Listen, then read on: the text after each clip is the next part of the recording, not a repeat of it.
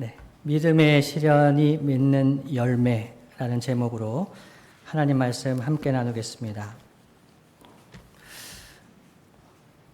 보통 운전을 하다 보면 빨간불이 켜질 때가 있습니다. 빨간 신호가 걸리면 당황스럽죠. 근데 어느 날 따라서 빨간불에 계속 걸릴 때가 있습니다. 그러면 뭔가 잘못됐나 이런 생각도 들기도 합니다. 우리 인생에도 그런 때가 있는 것 같습니다. 질병이나 사고나 가정의 위기나 자녀 문제나 이별이나 사업 실패나 실업이나 사회적인 부조리를 겪을 때, 불의를, 차별을 경험할 때, 여러 가지 일로 개인과 사회의 삶에서 우리는 시련을 겪고 시험을 겪을 때 마치 인생길에 빨간불이 켜진 것 같다, 이런 느낌이 들 때가 있습니다. 무의미한 시간 같습니다. 다른 사람은 다 앞서 갔는데 나만 이렇게 걸려 있는 것 같은 그런 시간들이 있습니다. 오늘 읽은 말씀에서 야고보서, 예수님의 동생 야고보죠. 야고보 장로는 여러 가지 시험을 겪는 자들에게 2절 말씀을 한번 보시죠. 내 형제들아 너희가 여러 가지 시험을 당하거든, 이렇게 얘기합니다. 여러 가지 시험을 당하는 그 성도들에게 두 가지를 권면합니다. 첫 번째는요, 여러 가지 시험을 당하거든 온전히 기쁘게 여기라, 이렇게 얘기합니다. 온전히 기쁘게 여기라, 2절이죠. 여기 시험을 당하거든이라고 할 때 당하다라는 것은 헬라어로 이 예상치 못하게 포위되는 것, 예상치 못하게 어디에 빠지는 것, 이것을 의미하는 단어입니다. 그러니까 내가 예상치 못했는데 그런 시련을 당하게 되었을 때 여러분 온전히 기쁘게 여기라, 그럴 수가 있겠습니까? 시련을 당했는데 기쁘게 여길 수가 있겠습니까? 기쁘게 여길 수 있으면 그게 시련입니까? 견디기 어려운 연단이라고 해도 기뻐하는 것은 쉽지가 않습니다. 그것도 온전히 기쁘게 여길 수가 있겠습니까? 야고보 장로는 여러 가지 시험을 당하거든 기쁘게 여기라고 첫 번째 권면하죠. 두 번째 권면은요, 4절입니다. 인내를 온전히 이루라, 이렇게 말씀합니다. 여러 가지 시련을 당하거든 인내를 온전히 이루라. 이 세번역 성경에 보면 인내력을 충분히 발휘하라, 이렇게 해석을 하고 있어요. 그 인내력을 충분히 발휘해서 이 시련을 견뎌라, 이렇게 말씀할 수가 있습니다. 야고보 장로는 이렇게 시험을 인내하는 것이 복되다고 이야기를 합니다. 야고보서 5장 11절 말씀, 야고보서의 마지막 부분이죠. 거기서도 이렇게 말씀합니다. 보라, 인내하는 자를 우리가 복되다 하나니 너희가 욥의 인내를 들었고 주께서 주신 결말을 보았거니와 주는 가장 자비하시고 긍휼히 여기시는 이시니라 말씀합니다.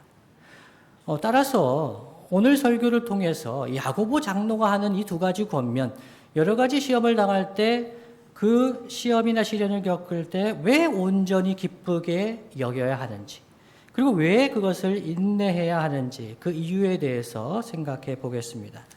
첫 번째로 시험을 당할 때 기뻐하며 기쁘게 여기면서 인내해야 될 첫 번째 이유는요, 성도에게 시련이 있다는 것은 그 성도 안에 말씀이 있다는 증거이기 때문입니다.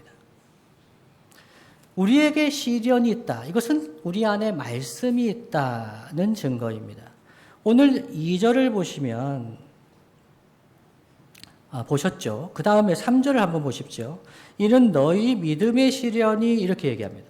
너희 믿음의 시련이. 그러니까 야고보 장로가 이야기하고 있는 시련은 믿음의 시련입니다. 믿음 때문에 겪게 되는 시련인 거죠. 믿음이 흔들릴 정도의 시련입니다. 믿음의 시련은 우리가 받은 하나님의 말씀, 우리가 깨달은 하나님의 말씀, 하나님의 뜻, 무엇이든지 어떤 표현이든지 하나님의 말씀을, 하나님의 뜻을 가지고 살 때, 그것을 믿으며 살려고 할 때 현실과 부딪히는 것을 경험합니다. 하나님의 말씀은 이렇게 말씀하시는데, 하나님 말씀은 천지 만물을 창조하셨다고 하는데, 정말 이 세상을 창조하신 것이 맞을까? 하나님은 사랑이시라고 하는데, 하나님은 공의의 하나님이시라고 하는데, 정말 하나님의 공의가 이 땅 가운데 펼쳐질까? 하나님의 말씀을 믿는데, 하나님 말씀을 알겠는데, 현실의 삶에서 부딪힙니다. 갈등하게 됩니다. 그때 성도의 삶에는 믿음의 시련이 있습니다. 그래서 성도는 그리스도의 말씀, 즉 복음을 듣고 믿음을 가지게 되고 그 시련을 겪게 됩니다. 로마서 10장 17절 말씀 함께 한번 읽어보겠습니다. 시작. 그러므로 믿음은 들음에서 나며 들음은 그리스도의 말씀으로 말미암았느니라. 아멘. 사실 저희가 처음부터 예수님을 믿을 때 우리가 믿은 것 같지만, 우리가 예수님을 믿기로 결심하고 믿은 것 같지만, 우리가 믿게 된 것은 그리스도의 말씀으로, 복음으로 우리가 그리스도를, 주님을 믿게 된 것이지요. 믿음은 들음에서 난다. 들음은 그리스도의 말씀으로 말미암는다. 우리가 하나님 말씀을 들을 때 우리 안에 믿음의 선물, 하나님 은혜가 임하게 됩니다. 그 믿음이 생기게 되면 현실과 부딪히는 거죠. 물론 말씀을 처음에 깨달을 때는 기쁨이 있습니다. 감동이 있습니다. 하나님이 나를 사랑하신다고, 하나님께서 나에게 복을 주신다고 기쁨과 감동이 있습니다. 그런데 동시에 현실 속에서 그 말씀을 가지고 살아가려고 할 때 부딪힙니다. 흔들리게도 됩니다. 현대인들 중에는 교회에 나오고 믿음을 가져보려고 하는 분들이 마음의 평안을 위해서 그 교회에 나오시는 분들도 있습니다. 이 인생 사는 게 힘들고 고달프니까 교회에 나오면 마음의 평안을 얻을 수 있을 것 같다라고 해서 오시는 분들도 있습니다. 그러나 교회에 와서 하나님 말씀을 듣고 예수님을 믿게 되는 과정에서 기쁨과 평안도 있습니다. 그런데 그 말씀이 마음속에서 자라갈 때, 그때 그 말씀이 현실과는 차이가 난다는 것을 느낄 때 갈등도 느끼게 됩니다. 야고보 장로 때, 야고보 장로가 AD 40년대에 이 야고보서를 썼다고 하는데요. 그 당시에 예수님을 믿는다는 것은 마음의 평안을 믿는 그러한 과정, 수단이 아니었습니다. 그 당시에 예수님을 믿는다는 것은 차별과 박해를 감수해야 되는 것이었습니다. 그래서 예수님을 믿는다, 성도들이 시련을 겪는다, 이 믿음의 시련을 겪는다 하는 것에 대해서 그 야고보의 편지를 받는 사람들은 생각을 했던 것입니다. 어쨌든 시련의 원인이나 배경이 무엇이든 간에 원수 마귀는, 사탄은 우리의 믿음을 공격합니다. 마귀는 본질적으로 고소자요, 시험하는 자라고 성경은 이야기합니다. 마귀는 고소하고 싶습니다. 대표적인 게 욥이죠. 욥이 의인이었다고 합니다. 의롭게 살았다고 합니다. 근데 하나님도 자랑스럽게 생각했습니다. 욥을 보았느냐? 그때 마귀가 뭐라고 얘기합니까? 그 욥의 믿음은 하나님 조건적이지 않습니까? 하나님께서 복을 주셨으니까, 하나님께서 지켜주셨으니까 그 욥이 하나님을 경외하는 것이 아닙니까? 사탄은 고발했습니다. 그때 그 사탄이 욥의 무엇을 시험하는 겁니까? 믿음을 시험하는 겁니다. 믿음을 흔들어 놓으려고 하는 거죠. 욥의 믿음이 흔들려서 결국 하나님께 등을 돌릴 거라고 사탄 마귀는 장담하면서 시험을 하는 겁니다. 믿음이 있는지 어디 한번 테스트를 해보자는 것이죠. 이렇게 생각하면 우리 성도들은 두려움에 빠지기 쉽습니다. 제가 시련의 때에, 어려움의 때에 이 믿음을 지킬 수 있을까요? 내가 믿음이 연약한데, 말씀에 대한 믿음이 약한데, 믿음을 잃어버리고 실패하면 어떻게 할까요? 우리의 자녀가, 우리 주변에 있는 사람이 아직 예수님을 믿은 지 얼마 안 되는 사람인데 시련 때문에 넘어지면 어떻게 할까요? 이런 염려가 들 수 있습니다. 그러나 우리는 염려할 수도 있지만 염려하지 말아야 합니다. 왜 그렇습니까? 우리가 가진 믿음이 참된 믿음이라면, 다른 말로 하면 우리가 가진 믿음이 참된 하나님의 선물이라면 삼위 하나님께서, 성부, 성자, 성령 삼위 하나님께서 그 믿음을 지켜주시기 때문입니다. 삼위 하나님, 성부 하나님은 그 시련의 때에 어떻게 행하십니까? 지난주일 설교 말씀을 통해서 생각한 것처럼 하나님은 성도가 감당하지 못할 시험은 허락하지 않으십니다. 그리고 하나님의 때에 피할 길도 주십니다. 고린도전서 10장 13절 말씀, 지난주일 설교니까 많이 잊어버리셨잖아요. 그래서 함께 한번 읽어보겠습니다. 시작. 사람이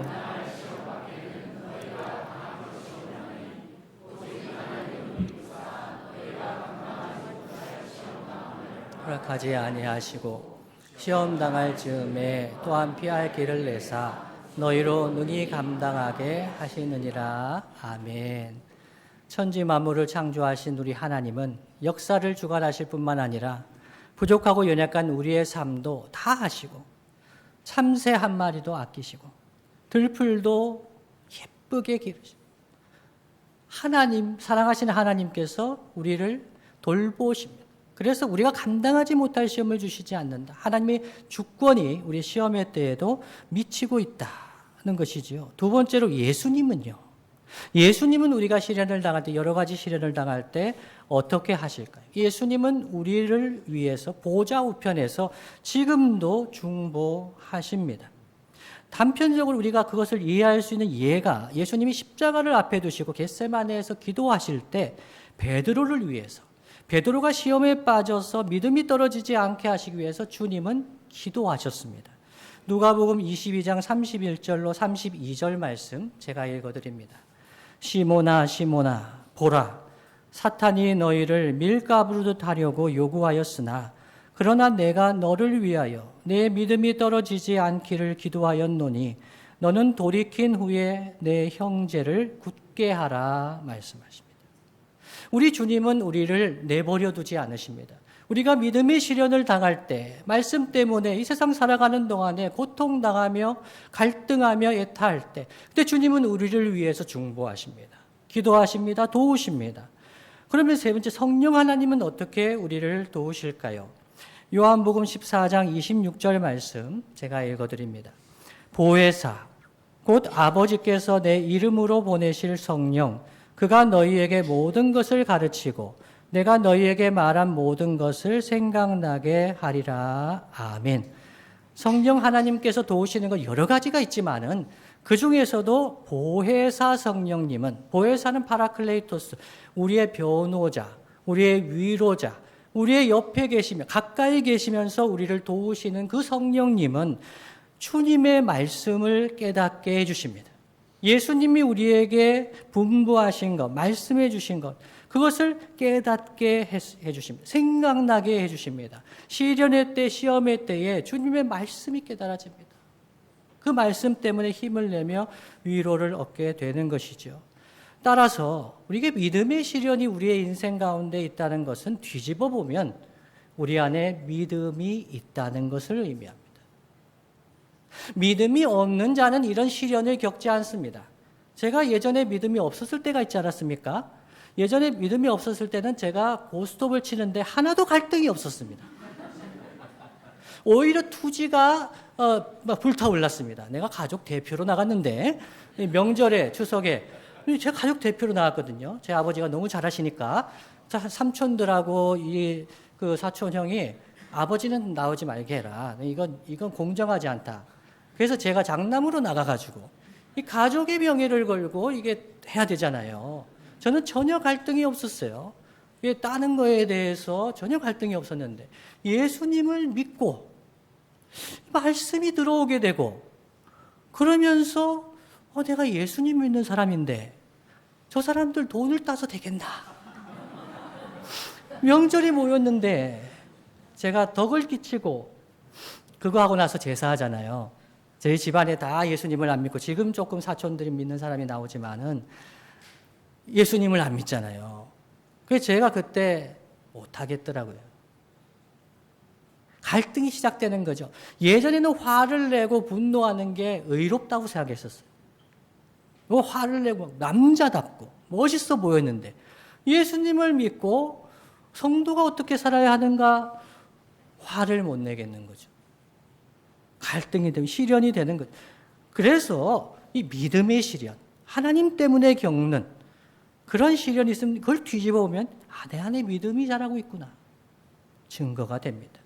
이 믿음의 선물을 주신 하나님은 그 믿음이 잘 자랄 수 있도록 도우시고, 그렇기 때문에 성도는 그 믿음의 시련을 온전히 기쁘게 여겨야 한다는 것입니다.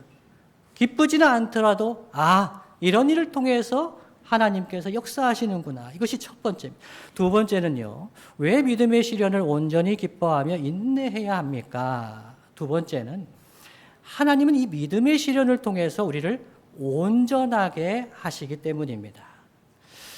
믿음의 시련에는 목적이 있습니다. 4절 말씀을 함께 한번 읽어볼까요? 시작. 인내를 온전히 이루라. 이는 너희로 온전하고 구비하여 조금도 부족함이 없게 하려 함이라. 아멘. 인내에는 목적이 있습니다. 시련을 인내하라고 하시는데 그 시련은 과정입니다. 목적, 온전함을 이루어 가시는 과정입니다. 그래서 이 온전함은 동시에 예수님의 소원이었습니다. 마태복음 5장 48절 말씀 제가 읽어드립니다. 그러므로 하늘에 계신 너희 아버지의 온전하심과 같이 너희도 온전하라. 아멘. 산상수훈의 말씀을 제가 또 강의할 때가 오겠습니다마는 이 야고보서와 예수님의 산상수훈의 말씀은 매우 유사한 부분이 많습니다. 야고보서에는 복음이 부족하다, 이렇게 은혜가 부족하다라고 생각하는 분들이 있습니다마는 이 야고보서의 말씀은 예수님의 말씀과 매우 유사하다. 그래서 이 예수님께서 하나님의 나라 백성이 그에게 가지신 이 소원이 있는데 그것이 무엇이냐면 하늘에 계신 너희 아버지의 온전하심과 같이 너희도 온전하기를 원하신다는 것입니다. 근데 산상수훈의 이 5장 48절의 맥락에서 이 온전함이 구체적으로 뭐냐 할 때 산상수훈의 내용은 그 말씀이 지향하는 목표, 시련이 지향하는 목표는 원수 사랑입니다. 원수를 사랑하는 사람이 될 정도로 성숙하기를 원하시는 거죠. 그래서 시련이 있을 때에 하나님은 우리를 빚어가시는데, 온전하게 하시는데, 부족함이 없게 하시려고 하시는데 그 구체적인 모습이 원수를 사랑할 수 있느냐. 그것을 하나님께서 원하십니다. 야고보서 1장 4절에 온전하고 구비하여 부족함이 없는 상태가 돈이 많아서, 무엇이 많아서 부족함이 없는 상태가 아니라 원수까지 사랑할 수 있는 성숙함이라고 할 수 있습니다. 이 모습은 예수님의 십자가 그리고 신앙의 선배들의 삶에서 나타났습니다. 누가복음 23장 34절 말씀 제가 읽어드립니다. 이에 예수께서 이르시되 아버지 저들을 사하여 주옵소서 자기들이 하는 것을 알지 못함이니이다 하시더라 말씀합니다. 예수님의 십자가에서 예수님의 모습, 예수님을 핍박하고 십자가에 못 박는 그 사람들 앞에서도 아버지 용서해 주십시오. 저들이 하는 것을 알지 못합니다. 예수님만 그러셨을까요?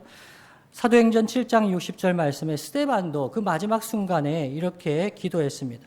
무릎을 꿇고 크게 불러 이르되 주여 이 죄를 그들에게 돌리지 마옵소서. 이 말을 하고 자니라 이렇게 말씀합니다.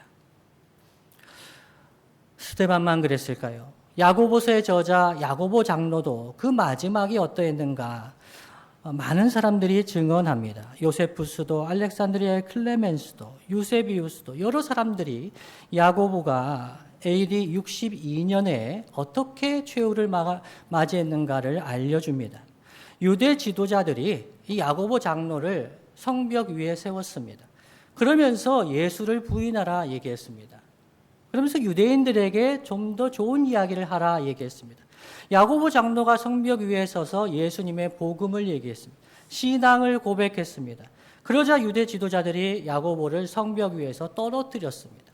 떨어져서 아직 죽지 않은 거예요. 그래서 돌로 치기 시작했습니다. 그때 야고보가 이렇게 기도했다고 유세비우스는 증언합니다. 오 주 하나님 아버지, 저들을 용서하여 주시옵소서. 저들은 자기의 하는 행위를 알지 못하고 있나이다. 유세비우스의 교회사의 2권 23장에 나오는 부분입니다. 신앙의 선배들의 삶에 이런 모습들이 나타납니다. 시련을 겪을 때 원수 같은 사람들이 있습니다. 힘들게 합니다. 고통스럽습니다. 하나님 말씀은 원수를 사랑하라고 하지만 절대 되지가 않습니다. 너무 고통스럽습니다. 그래서 내가 이 정도밖에 안 되는구나 생각할 수 있습니다. 그러나 그것은 우리를 온전케 하시는 과정입니다. 부족하더라도, 용서가 잘 안 되더라도 성령은 우리를 그러한 시련을 통해서 우리 안에 하나님의 형상을 회복해 가기를 원하시는 것이죠. 그런데 우리가 어떻게 이렇게 예수님을 닮아갈 수가 있을까요? 다른 말로 하면 우리가 어떻게 원수를 사랑할 수가 있을까요? 여러분, 성령님께서 이 믿음의 시련을 통해 우리 안에 하나님 형상을 회복시켜 주시는 것을 꼭 기억해야 합니다. 내가 내 힘으로, 내 능력으로, 내 어떤 인품으로, 내 어떤 수련으로, 수양으로 이러한 것을 행하는 것이 아닙니다. 사실 우리가 시험을 당할 때 인내할 수 있고 기쁘게 여길 수 있다면 그것은 우리의 능력에서 온 것이 아니라 성령님의 도우심의 결과요, 성령의 열매입니다. 갈라디아서 5장 22절, 23절을 다 함께 한번 읽어보겠습니다. 시작. 오직 성령의 열매는 사랑과 희락과 화평과 오래 참음과 자비와 양선과 충성과 온유와 절제니 이 같은 것을 금지할 법이 없느니라. 아멘. 사랑과 희락과 화평과 오래 참음, 인내죠. 자비, 양선, 충성, 온유, 절제. 이것이 성령의 열매입니다. 우리가 맺는 열매가 아니라 성령께서 우리 안에서 맺게 하시는 열매. 예수님 닮아가는 모습입니다. 그런데 이것은 관계 안에서 맺힙니다. 이 열매들은 관계 안에서 맺힙니다. 그냥 혼자서 살 때는 성령의 사람인 것 같이 착각할 수 있습니다. 난 사랑의 사람이지. 나는 기쁨이 넘치지. 화평을 이루지. 사람이 없는데도. 나는 법 없이도 살 사람이지. 이런 생각을 합니다. 혼자 살면. 근데 관계 속에서 살게 되면 부딪힙니다. 마음으로는 이렇게 살지 말아야지 하는데도 연약함을 보게 됩니다. 제가 사고를 겪고 힘들었을 때 처음 사라진 것이 기쁨이었습니다. 기쁨이 사라지는 거예요. 제가 제일 TV에서 좋아하는 게 뉴스하고 야구거든요. 뉴스, 야구를 좋아합니다. 근데 뉴스를 봐도 야구를 봐도 하나도 재미가 없는 거예요. 그런데 그때 제가 웃게 된 계기가 있습니다. 그것은 무엇이냐면 집요하게 찾아오는 성도님들 때문입니다. 집요하게 전화하고 찾아옵니다. 살았나 연락합니다. 그래가지고 제가 그분들을 만나면 경상도 말을 너무 많이 들어가지고 제가 경상도 말이 이렇게 서울 말을 잊어버릴 정도로 계속 떠들어댑니다. 근데 웃습니다. 기쁨이 생기는 거죠. 무슨 말씀입니까? 성령님은 우리를 그리스도의 몸된 교회 안에서 나 혼자서는 기뻐할 수도 없고 아무 힘도 없고 오래 참을 수도 없는데 주변의 성도님들 통해서도 만나게 하시고 연결되게 하시고 기뻐하게 하시고 성령의 열매를 맺어가게 하시는 거예요. 예수님을 닮게 하시는 거죠. 우리가 시련을 만나서 마치 인생에 빨간 신호가 걸린 것처럼 아무것도 알 수 없는 것 같아도 기쁘게 여기면서 인내하게 되면 그 시간에는 성령의 열매가 익는 시간입니다.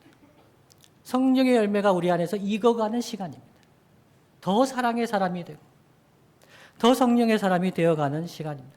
결국 궁극적으로 하나님의 형상을 본받게 하기 위함이다. 로마서 말씀은 증거합니다. 로마서 8장 28절로 30절 말씀 제가 읽어드립니다.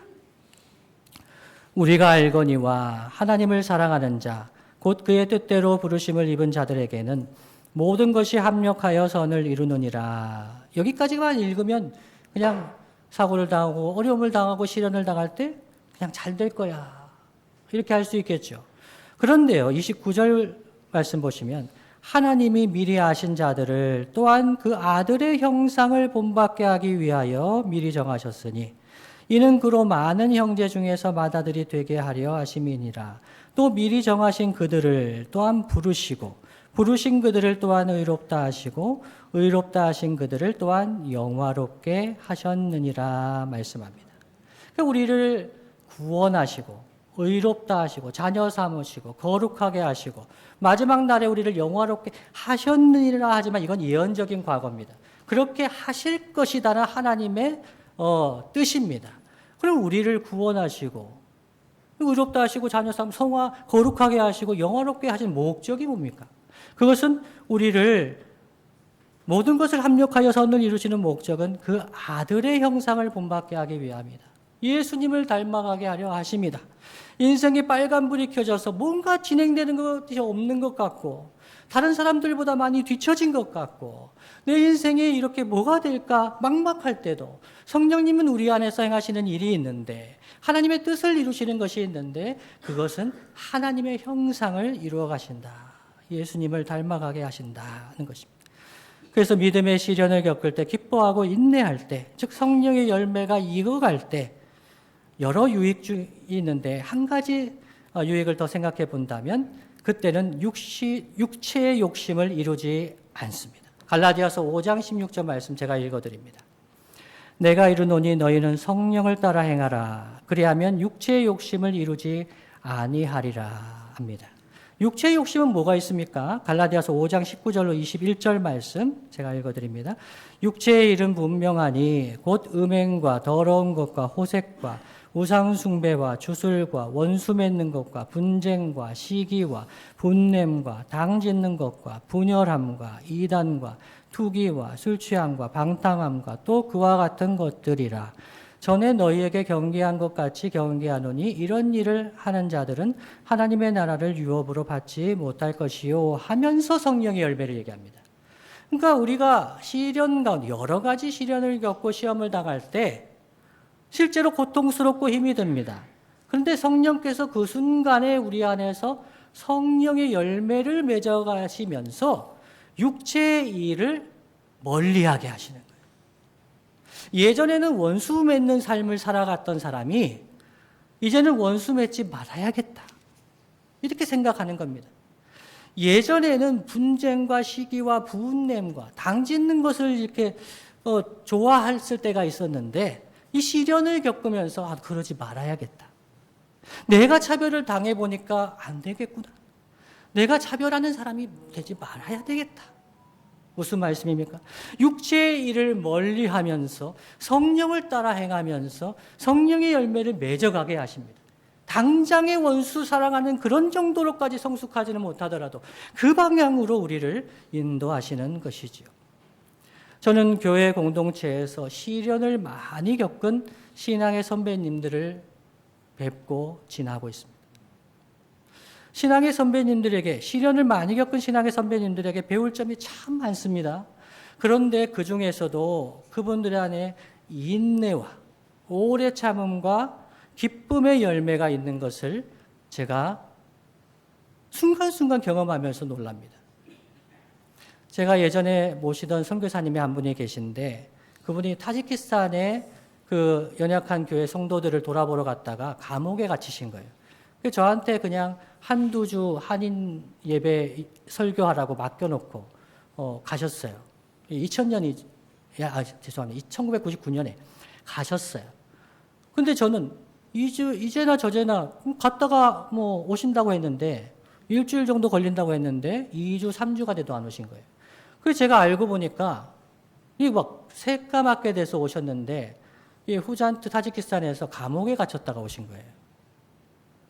그런데 그 얼굴은 오셔서 하시는 말씀이 제 감옥에 조금 갇혀 있다가 왔습니다. 너무 기뻐하시는 거예요. 그치? 이분이 제정신인가?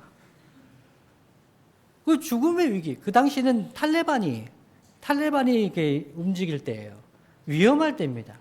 근데 그분이 거기에 가셔가지고 감옥에 갇혔다가 오시면서도 그 기쁨을 보여주신 거예요. 신앙의 선배들이 그렇지 않습니까? 우리 두레교회도 신앙의 선배님들, 정말 어려움 중에 살아가는 신앙의 선배 후배들이 많습니다. 그러나 그때에도 인내하면서 예배에 나오는 겁니다. 그러면서 예배당에 나와서 기쁠 이유가 하나도 없는데도 함께 예배하면서 찬송하면서 그 기쁨을 함께 누리는 것이죠. 그래서 우리 성도들, 신앙의 선배들에게 강인함이 있습니다. 마귀가 웬만한 일로는 건들지도 못하는 영적인 강인함이 있습니다. 성령의 열매를 맺으면서 예수님을 닮아가는 온전하게 성숙하는 모습이 우리 안에도 있습니다. 제가 이번에 작은 시련을 겪으면서 저는 하나님께서 제 안에 모나고 잘못된 부분을 깨뜨리시는 것을 많이 경험하고 있습니다. 연단을 받고 있지요. 그 중에서도 가장 아팠던 것이 하나가 있습니다. 그것은 첫날에 경험한 것입니다. 제가 가장 아팠던 것은 제 자기의가 박살나는 경험이었습니다.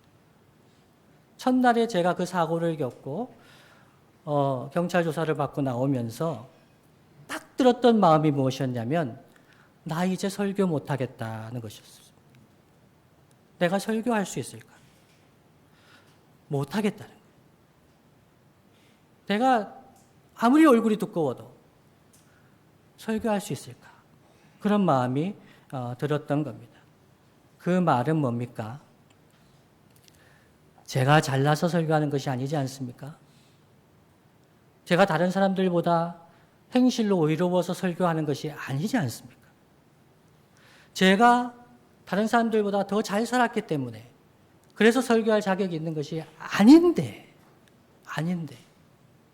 제 마음 한 구석에서 나의 의로움이 꿈틀대고 있었던 거예요. 그래서 그것이 무너지는 것을 경험하면서 저에게 많은 유익이 됐습니다. 제가 예수님을 믿고 직장 생활하면서 고스톱만 끄는 것이 아니라 여러 가지를 끊으면서 내가 전도하려면 성도로서 법을 잘 지켜야 되는 것이 아닌가. 그러면서 저 자신에 대해서 과도하게 엄격한 면이 있었습니다. 횡단보도도 무단횡단하지 말아야지. 엄격하게 지켜야지. 그런 면이 있었습니다. 그런데 이번 일을 겪으면서 제가 깨닫게 되었습니다. 내가 내 그릇에 금치를 하고 있었구나. 내가 내 인생의 그릇에 금치를 하고 있었구나. 다른 사람들에게 잘 보이려고 하고 있었구나. 내 체면을 생각하고 있구나. 내가 다른 사람들에게 어떻게 보이면 잘 보일 수 있을까? 그런 생각을 하고 있었구나. 물론 좋은 면도 있습니다. 두레교회 목사로서 다른 분들에게 좋게 보여야지. 예, 조심해야지요. 그런 부분을 이야기하고 있는 게 아닙니다. 제가 설교를 하기 위해서 잘 살아서 설교할 수 있는 게 아닌데도 내 그릇에 금치를 하고 있었구나. 중요한 것은 내가 비록 질그릇이라도 내가 약하고 보잘것이 없어도 그것이 드러난다고 해도 내 안에 예수님이 보배 대신 예수님이 드러나야 되고 예수님의 향기가 나타나야 되고 예수님이 증거돼야 되는데 내가 내 그릇에 금치를 하고 있었구나. 얼마나 부끄러웠는지 모릅니다. 너무너무 부끄러웠습니다. 그런데요, 여러분, 부끄러우면서도 홀가분했습니다. 홀가분하면서 자유로움을 느꼈습니다. 제 아내가 첫날 이런 말을 했습니다. 여보, 목사의 가정이 너무 평탄하고 잘 되는 것 같아 보여도 좋지 않은 것 같아요. 무슨 얘기죠? 목사의 가정이 자녀들이 잘 되고 평탄한 것 같아 보여도 별로 안 좋은 것 같아요. 그래서 제가 더 들어봤습니다.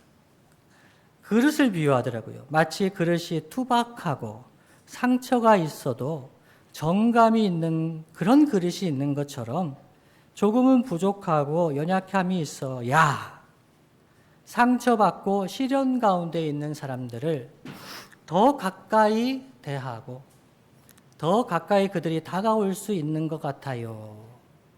라고 이야기를 해줬습니다. 제가 100% 공감했습니다. 주님이 사랑하시는 성도 여러분, 말씀을 마무리하겠습니다. 지난 주일에 제가 청년들 모임을 가다가 차를 나눠 타는데 한 차는 인원이 많아서 한 차는 스타리아를 타고 승합차 큰 거죠. 한 차는 경차 캐스퍼를 준비해서 갑니다. 그래서 제가 캐스퍼를 타본 적이 없어서 이 캐스퍼에 타겠다고 했습니다. 근데 경인대로 가다가 유턴해서 여의도로 가야 되는데 유턴을 같이 했는데 스타리아는 쌩 하고 빨간불에 안 걸리고 지나갔습니다. 근데 저는 제가 운전하지 않았지만 캐스퍼는 걸렸습니다. 그래가지고 제가 걸렸구나. 아, 밥을 빨리 먹지 못하면 어떻게 할까? 이런 마음이 순간 들었지만 인생의 선배님들은 아시죠? 실제로 도착했을 때는 별로 차이가 없었습니다.